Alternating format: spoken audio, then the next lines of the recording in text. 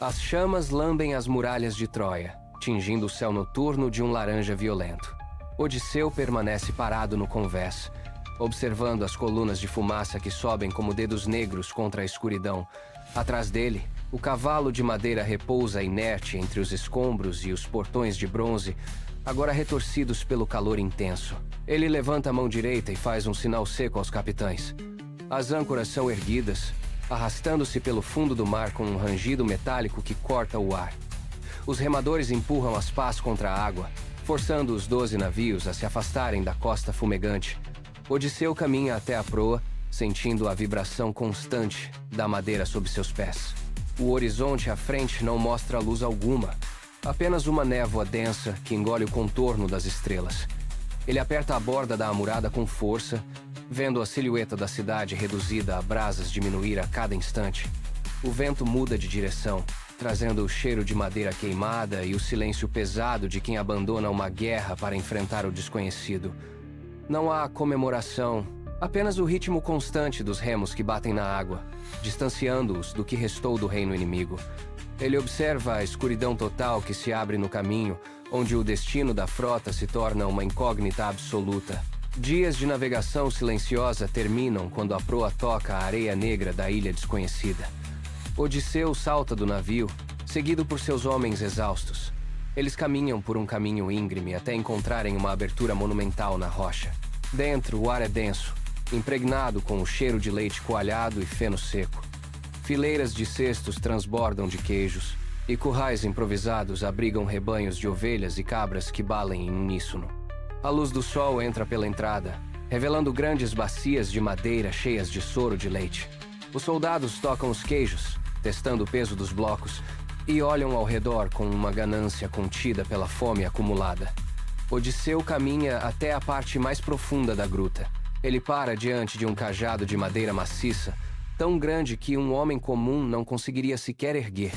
Seus dedos percorrem marcas profundas no chão de pedra, sulcos que não foram feitos por gado, mas por algo que caminha sobre 2 pés colossais. O silêncio da caverna é interrompido pelo som de um vento que uiva lá fora. Mas o som é abafado por uma sombra que se projeta na entrada. Odisseu recua um passo, seus olhos fixos na abertura. A abundância de comida, antes uma promessa de sobrevivência, agora parece uma armadilha. Ele sinaliza para que os homens retrocedam, mas o espaço para manobra é limitado e o ar torna-se pesado, carregado com o peso de uma presença que se aproxima. Um estrondo ensurdecedor reverbera pelas paredes da gruta quando uma rocha colossal é lançada contra a abertura. A luz do dia desaparece instantaneamente, deixando o grupo na penumbra absoluta. Odisseu tenta empurrar a rocha, mas seus ombros não movem sequer 1 milímetro daquela massa impenetrável.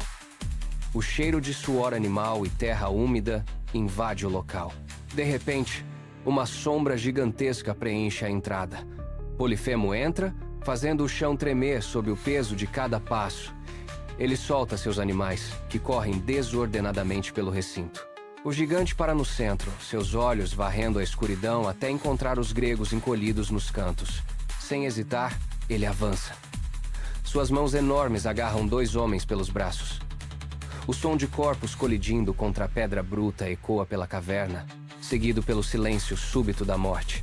Odisseu recua, pressionando as costas contra a parede fria enquanto o gigante se vira novamente. O terror paralisa os demais, que se amontoam em um canto estreito, sem saída. As respirações são rápidas e curtas, cortando o ar pesado. Polifemo bloqueia o único caminho. Sua presença é um muro intransponível. A claustrofobia domina cada homem ali dentro, enquanto o gigante se prepara para o próximo movimento, ignorando os pedidos de misericórdia que morrem antes de serem pronunciados. Odisseu observa o gigante mergulhar em um sono pesado após consumir o vinho. O ar na caverna está impregnado pelo cheiro de álcool fermentado. Ele sinaliza para os 4 homens restantes. Juntos, eles carregam a estaca de madeira, cuja ponta brilha em um tom alaranjado incandescente, crepitando com o calor intenso. Eles caminham em passos quase inaudíveis sobre o chão coberto de palha. Odisseu posiciona a ponta afiada diretamente sobre o globo ocular único que pulsa na face do monstro. Com um esforço coordenado, Eles empurram a madeira com todo o peso de seus corpos. A estaca penetra a carne com um som úmido e sibilante. O gigante solta um rugido que faz as paredes da caverna vibrarem. Polifemo se debate. Suas mãos gigantescas golpeiam o ar e derrubam as cestas de queijo. Odisseu e seus homens rolam para longe, escondendo-se atrás de rochas salientes enquanto o monstro se agita em agonia. O sangue quente escorre pelo rosto do gigante, manchando o chão de pedra. Polifemo tateia as paredes cegamente, destruindo tudo o que encontra pelo caminho. Ele grita, um som que mistura dor lancinante e fúria primitiva, ecoando pelo teto baixo da gruta. Odisseu permanece imóvel na sombra, observando o gigante cambalear, enquanto a estaca ainda permanece cravada na ferida aberta. O caos toma conta do espaço, transformando a caverna em um labirinto de destruição onde o predador agora é guiado apenas pelo ódio e pela cegueira. Os homens de Odisseu deslizam pelas frestas da rocha, correndo em direção à praia. Odisseu é o último. Seus pés batem contra a areia úmida. O barulho de passos pesados do gigante ressoa atrás deles, mas Polifemo tropeça, golpeando o ar com os braços. A frota começa a se afastar, os remos batendo ritmicamente na água salgada. A distância entre a terra e o convés aumenta. Odisseu, impulsionado por um orgulho que ultrapassa a cautela, vira-se para a costa. Ele grita, sua voz cortando o vento noturno, anunciando seu nome e sua linhagem real. O monstro para imediatamente. Polifemo estende as mãos trêmulas para o mar, seu rosto desfigurado voltado para o horizonte. Ele cai de joelhos na areia, o sangue ainda escorrendo de sua órbita vazia. Com um rugido que parece vir das profundezas da terra, o gigante clama por seu pai. Ele invoca Poseidon, o senhor dos abismos, exigindo vingança pelo ferimento sofrido. O mar começa a se agitar. Ondas gigantescas surgem do nada, balançando os navios como brinquedos de madeira. Odisseu observa o horizonte escurecer, sentindo o peso das palavras lançadas. A maldição de Poseidon se manifesta na forma de uma tempestade súbita e violenta que envolve a frota. O destino de cada homem a bordo está selado pelo ódio divino, e o mar revolto torna-se o novo campo de batalha onde a sobrevivência é apenas uma ilusão passageira. A frota ancora em uma baía de águas calmas. Odisseu envia um grupo de reconhecimento para explorar o interior da ilha. Eles caminham sob árvores densas até encontrarem um palácio de pedra polida. Uma voz feminina ecoa entre as colunas, entoando uma melodia hipnótica. Os homens se aproximam, atraídos pelo aroma de carne assada e vinho temperado. Circe os recebe com um sorriso, indicando banquetes postos sobre mesas de carvalho. Os marinheiros devoram a comida, mas, logo após o primeiro gole de vinho, a feiticeira toca cada um deles com sua varinha. O efeito é imediato e aterrorizante. As mãos dos homens começam a se curvar, os dedos se transformam em cascos rígidos. O pelo espesso brota rapidamente sobre a pele, cobrindo rostos e corpos. Eles tentam gritar, mas apenas grunhidos animais escapam de suas gargantas. Odisseu observa de longe, escondido atrás de um arbusto, enquanto vê seus companheiros serem empurrados para chiqueiros imundos. Eles se aglomeram no cercado, empurrando uns aos outros com focinhos úmidos, incapazes de articular qualquer resistência. O choque da cena paralisa o grupo. A magia de Circe não apenas roubou a força física dos guerreiros, mas também os reduziu a bestas sem consciência, confinados sob o olhar frio da feiticeira. Odisseu aperta o cabo de sua espada, sentindo o peso da impotência enquanto contempla o destino degradante de seus homens diante daquela força sobrenatural. Odisseu emerge das sombras, sacando sua espada. Ele avança com passos firmes, ignorando o gesto da varinha. Circe recua, mas o aço brilha a centímetros de seu pescoço. Odisseu pressiona a ponta da lâmina contra a pele da deusa, forçando-a a olhar para o chiqueiro. Ele ordena com a voz firme que ela reverta o feitiço imediatamente. Circe solta a varinha, que cai com um som seco no piso de pedra. Ela murmura palavras em um dialeto antigo, gesticulando em direção aos animais. O ar vibra. O pelo dos porcos retrai-se. As formas animalescas perdem o volume e a estatura humana retorna. Os homens recuperam a consciência, estremecendo, enquanto se levantam do chão de terra batida. Eles se olham, verificando os próprios braços, ainda trêmulos pelo trauma. Odisseu embainha a espada, mas mantém a mão sobre o punho, observando cada movimento da feiticeira. Circe, agora sem sua vantagem mágica, aponta para o banquete restaurado e oferece uma trégua. Odisseu aceita o acordo, compreendendo que o conhecimento dela é a única chave para atravessar as névoas do submundo. A tensão no ar diminui, substituída por uma cautela calculada. Eles agora compartilham o mesmo espaço, unidos não pela confiança, mas pela necessidade estratégica de prosseguir com a viagem. O navio corta as correntes até a margem do mundo. Odisseu desembarca em uma terra onde o sol nunca toca. Ele caminha sobre o solo árido, sentindo o frio subir pelas botas. Com a lâmina, ele abre um fosso profundo na terra negra. Odisseu sacrifica os animais e deixa o sangue escuro escorrer pelo buraco, criando uma poça que atrai o silêncio. Milhares de sombras emergem da névoa, girando como folhas secas ao redor da oferenda. Odisseu recua, mantendo a espada erguida, afastando os espectros famintos. De repente, o ar congela. O espírito de Tirésia surge entre a fumaça cinzenta, seus olhos vazios fixos no guerreiro. O morto se inclina sobre o sangue e começa a falar. A voz do profeta é um sussurro que reverbera dentro do peito de Odisseu. Ele descreve rochedos que se chocam, o gado sagrado que não deve ser tocado e a solidão que aguarda o retorno ao lar. Odisseu ouve cada palavra, cravando os pés no chão enquanto o peso do futuro o esmaga. As névoas se fecham, engolindo a figura de Tirésias e deixando o herói sozinho na escuridão. Ele retira a espada da terra. O caminho está traçado, mas o destino carrega uma sombra que nenhum aço pode cortar. Ele caminha de volta ao navio, os passos pesados contra o solo inerte, enquanto o silêncio do submundo se torna sua nova companheira de viagem. Odisseu caminha pelo convés, distribuindo pedaços de cera. Ele ordena que cada marinheiro amasse o material e cele os ouvidos. Os homens obedecem, seus rostos contorcidos em expectativa.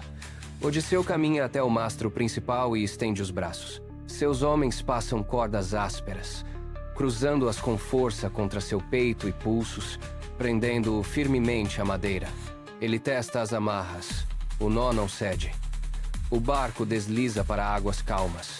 De repente, o ar parece vibrar. O canto da sereia soa, não como música, mas como uma promessa de paz absoluta. Odisseu sente o peito apertar. Seus músculos esticam contra o cânhamo, as veias saltam no pescoço. Ele tenta gritar ordens para que a tripulação vire o leme em direção às rochas, mas sua voz sai abafada. Os marinheiros, alheios, mantêm o ritmo dos remos com precisão robótica, os olhos fixos na frente. Odisseu se debate. O canto invade seus pensamentos. Uma melodia que transforma a dor da jornada em um desejo avassalador de naufrágio. Ele morde o lábio inferior até sangrar, concentrando-se na dor física para não sucumbir.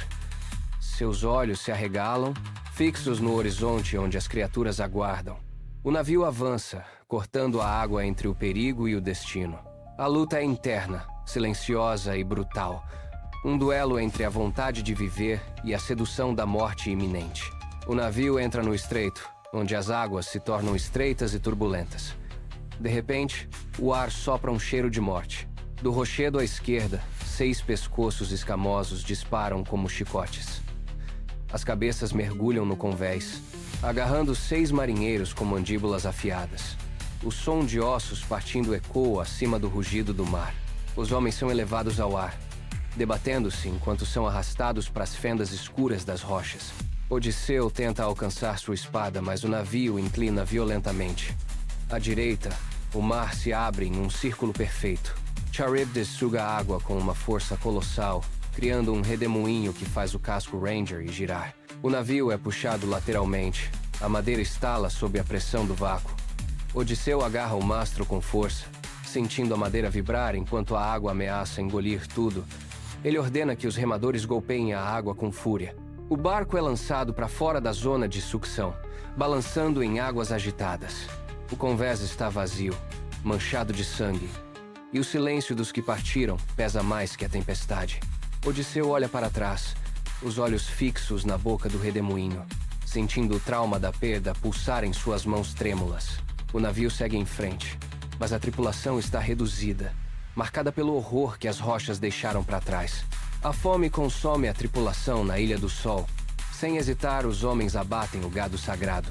O sangue mancha a grama e o som dos cortes ecoa pela costa. Odisseu observa, impotente, enquanto o banquete blasfemo se desenrola. O céu escurece instantaneamente. Um estrondo ensurdecedor rompe as nuvens. Um raio colossal desce do firmamento, atingindo o mastro central com precisão cirúrgica. A madeira explode em lascas. O navio se parte ao meio, girando sobre as ondas revoltas. Cordas se rompem, velas queimam e o convés desaparece sob a água espumante. O caos é absoluto. Odisseu é lançado ao mar. O impacto corta sua respiração. Ele emerge entre destroços, buscando qualquer sinal de vida. Nada. Apenas o silêncio do oceano e os restos de madeira que flutuam ao seu redor. Ele agarra uma viga, seus dedos cravados na madeira lascada enquanto as correntes o arrastam. O navio está enterrado nas profundezas. Ele é o único que resta. Um náufrago solitário à mercê das marés impiedosas, enquanto a tempestade se dissipa lentamente no horizonte. As correntes depositam Odisseu na areia da ilha de Ogija. Ele arrasta o corpo exausto para longe da maré. O sol nasce e se põe sobre as águas. Um ciclo monótono que se repete centenas de vezes. Odisseu passa os dias sentado nas rochas, olhando para o horizonte vazio. Ele rabisca linhas na areia, contando os dias, mas a maré sempre as apaga. Calipso caminha ao seu redor, mas ele mantém o olhar fixo no mar, ignorando a presença dela. Ele tenta construir uma jangada, mas as ferramentas falham e as correntes trazem os destroços de volta à costa. 7 anos se passam nesse silêncio absoluto. Odisseu caminha pela floresta densa. Seus pés calejados marcam a terra. Ele observa as aves migratórias voarem para o norte, sentindo o peso da imobilidade em cada músculo. À noite, ele encara o fogo, a chama refletindo o vazio de sua espera forçada. Seus dedos apertam a madeira, sentindo a textura áspera, desejando o balanço de um convés que não existe mais. Ele não busca conforto, ele busca o caminho de volta. A cada amanhecer, ele se levanta, caminha até a borda do precipício e observa a linha do mar, esperando que o horizonte mude, enquanto o tempo escorre entre seus dedos como areia fina. Enquanto o mar separa Odisseu de casa, o palácio em Ítaca definha sob uma ocupação violenta. O salão principal ecoa com o som de taças batendo contra a pedra. Homens ocupam os assentos de Odisseu, servindo-se do vinho mais raro armazenado nas adegas reais. O cheiro de carne assada permeia os corredores. Um banquete constante feito com o gado que deveria ser o sustento da linhagem. Ossos são jogados no chão e o vinho derramado mancha as pedras do piso, criando um rastro de desrespeito. Penélope observa do alto da escadaria, as mãos apertando o corrimão até os nós dos dedos embranquecerem. Ela evita o olhar direto dos invasores, mantendo o passo firme, embora cada risada que ecoa no salão soe como um golpe contra a memória de seu marido. Eles exigem sua presença, bloqueiam as passagens com seus corpos e reviram os baús em busca de provas de que o rei não voltará. Ela recua para seus aposentos, o peito subindo e descendo com uma respiração contida, enquanto o som de talheres e a gritaria dos pretendentes destroem o silêncio da casa. A despensa está vazia, o gado está dizimado e o palácio, outrora um símbolo de ordem, tornou-se o cenário de um saque impiedoso. Penélope caminha até o tear, seus dedos tremendo levemente, e retoma o trabalho na trama, sabendo que cada fio é a única barreira entre o palácio e o colapso total. Odisseu toca o solo rochoso da ilha. Ele cambaleia, sentindo a firmeza da terra sob os pés após anos de mar. Atena surge das sombras da costa, o brilho de seus olhos cortando a névoa matinal. Ela estende o cajado de madeira polida e toca o ombro de Odisseu. O efeito é instantâneo. A pele de Odisseu enruga, os músculos perdem a tensão de guerreiro e as costas se curvam sob um peso invisível. Odisseu leva as mãos ao rosto, sentindo a textura áspera da pele envelhecida. Ele caminha agora com um passo arrastado, a perna esquerda cedendo levemente a cada movimento. Atena aponta para o caminho que serpenteia entre as oliveiras, indicando a direção da choupana do porcunqueiro. Odisseu não questiona. Ele recolhe um cajado descartado no chão e ajusta o passo. Ele observa o palácio ao longe, no topo da colina, onde a fumaça sobe dos banquetes dos pretendentes. Ele testa a nova voz, um sussurro rouco e fraco que mal rompe o ar da manhã. Ele baixa a cabeça, escondendo o olhar sob a sombra da testa. A paciência torna-se sua única armadura. Ele avança, fundindo-se com a paisagem, um estranho em sua própria terra. Odisseu entende a estratégia. Para recuperar o trono, ele primeiro precisa desaparecer dentro da própria miséria. Ele caminha entre as pedras, um homem invisível, pronto para observar o inimigo de perto antes de qualquer movimento. Odisseu entra na penumbra da choupana. Telêmaco levanta-se, mantendo a mão perto da adaga. O estranho larga o cajado e, num movimento firme, ergue a cabeça, desfazendo a postura curvada. Odisseu fixa os olhos no jovem, que recua, incrédulo. Odisseu chama o nome do filho, um som firme que ecoa entre as paredes de madeira. Telêmaco hesita, mas reconhece o brilho intenso naquele olhar. O jovem corre e abraça o pai. Os dois homens firmam as mãos nos ombros um do outro, selando o reencontro. Odisseu aponta para o palácio ao longe. Ele detalha a estratégia, gesticulando com as mãos sobre a mesa de terra batida. Telêmaco ouve, balançando a cabeça em concordância. Eles escondem as espadas e lanças sob pilhas de palha, limpando o local de qualquer vestígio de combate iminente. Odisseu retoma a postura de mendigo enquanto Telêmaco prepara a saída. O laço de sangue agora é uma arma afiada. O plano está traçado. Eles retornarão ao salão, um como o senhor da casa, o outro como o herdeiro, prontos para purificar o palácio de cada invasor. Penélope atravessa o salão principal, trazendo o arco de chifre de boi. O silêncio cai sobre os pretendentes. Ela coloca a arma sobre a mesa de pedra e desafia os homens. Quem conseguir vergar o arco e disparar através dos 12 machados alinhados, terá a sua mão. O primeiro pretendente agarra o arco, as mãos escorregadias de vinho. Ele puxa com toda a força, os músculos dos braços saltando, mas a madeira permanece imóvel. O arco não cede. Ele tenta apoiar o pé contra o suporte, mas desequilibra-se e cai no chão, soltando um grunhido de frustração. Outro homem assume a vez, tentando aquecer a corda sobre o fogo, mas o material é rígido demais. Ele solta a arma com raiva. O arco ressoa contra a mesa com um ruído seco. O suor escorre pelos rostos dos pretendentes. O nervosismo substitui a arrogância anterior. Eles se revezam, cada um falhando de forma mais patética que o anterior. O mendigo, recostado em um canto escuro, observa cada tentativa com olhos fixos. Ele sente a tensão no ar, o cheiro de suor misturado com o banquete estragado. A falha dos homens é evidente. O desespero começa a tomar conta do salão. O mendigo aperta o cajado com força, sentindo a madeira sob a palma da mão, enquanto aguarda o momento em que ninguém mais ousará tocar na arma. O mendigo estende a mão e o salão silencia. Ele agarra o arco de chifre. A madeira parece vibrar sob seus dedos calejados. Com um movimento fluido, ele tensiona a corda. O som da tensão metálica corta o ar como um chicote. Ele ajusta a postura, ignora os risos contidos e mira através da fileira de 12 machados alinhados. O disparo ecoa. Um zumbido agudo que corta o espaço. A flecha atravessa o primeiro orifício, o segundo, o terceiro, até completar a sequência perfeita. O projétil crava-se na parede oposta, fazendo a madeira estalar. O silêncio que se segue é absoluto. O mendigo solta o arco, endireita a coluna e deixa a postura curvada desaparecer. Ele retira os trapos que escondem seu rosto. Os pretendentes recuam, as mãos paralisadas sobre os cálices de vinho. Odisseu olha para cada um deles. O brilho da fúria em seus olhos é a sentença final. Telêmaco salta, trava as portas pesadas do salão com uma barra de ferro. O som do trinco ecoa como um trovão. Odisseu aponta para o arco no chão. A caçada começou. O primeiro pretendente tenta alcançar uma espada na parede, mas Odisseu já está em movimento, cruzando o salão com a velocidade de um predador. O banquete terminou em sangue. Odisseu puxa a primeira flecha da aljava. O homem que tentava alcançar a espada cai com o peito perfurado antes mesmo de tocar o bronze. Telêmaco avança pelo flanco, derrubando uma mesa para criar uma barreira. Ele apunhala o pretendente que corria para a saída. O grito do homem morre sufocado contra o chão.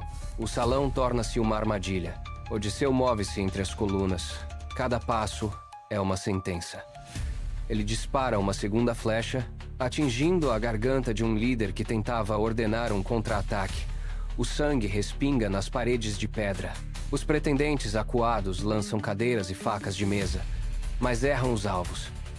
Odisseu desvia de um golpe de adaga, agarra o pulso do agressor e força o próprio metal contra o peito do invasor. Telêmaco arremessa uma lança que atravessa 2 homens de uma só vez, cravando-os na tapeçaria. O som de metal contra osso domina o ambiente. Odisseu não hesita. Ele recupera o arco, dispara a queima-roupa e vê o último pretendente daquela fileira tombar sobre o banquete inacabado.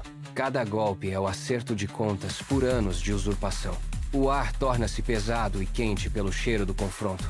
Eles não deixam espaço para súplicas, movendo-se com uma precisão fria e implacável. A fúria acumulada explode em cada movimento, transformando o palácio em um cenário de retribuição absoluta. O último pretendente tropeça, tentando alcançar a saída bloqueada, e tomba violentamente contra o mármore. O som de seu corpo atingindo o chão ecoa pelo salão vazio. Odisseu respira pesadamente, o arco ainda em punho, observando o fim do movimento. Telêmaco baixa a lança, soltando o peso dos ombros. O silêncio retorna, denso e absoluto, substituindo o estrépito de ferro e gritos. Odisseu caminha pelo salão, contornando as mesas derrubadas e os corpos. Ele recolhe a última flecha cravada em uma viga. O som da madeira rangendo é o único ruído audível. O ar, antes viciado pelo suor e pelo metal, começa a se dissipar.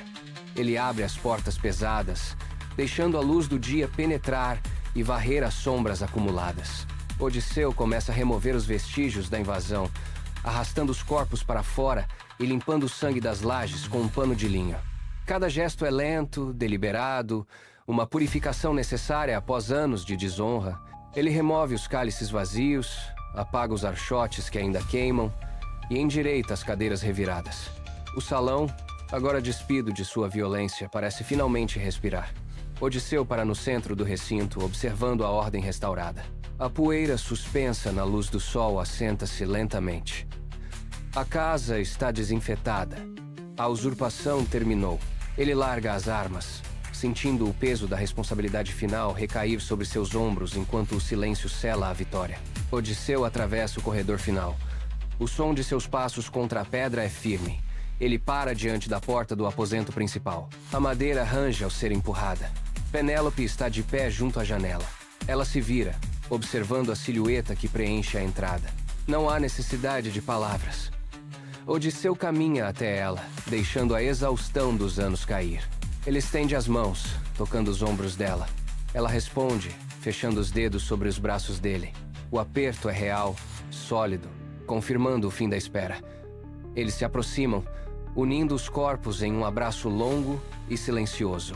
Lá fora, o horizonte de Ítaca se estende, vasto e constante, sob a luz dourada do entardecer.